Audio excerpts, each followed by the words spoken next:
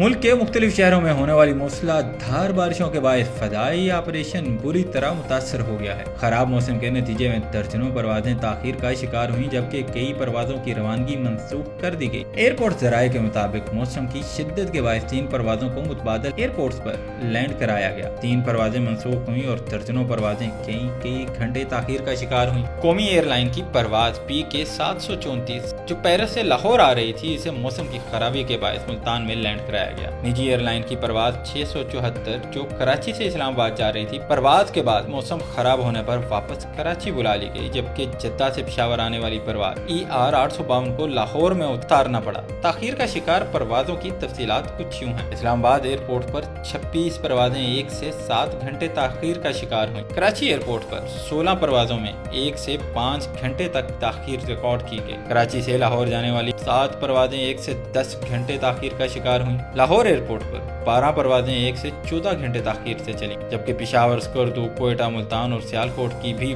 15 परवाजें मुतासर हुई। एविएशन हुक्काम ने मुसाफिरों से दरख्वास्त की है कि रवानगी से कबल एयरलाइन से अपनी परवाज की ताज़ा सूरत हाल जरूर मालूम करें।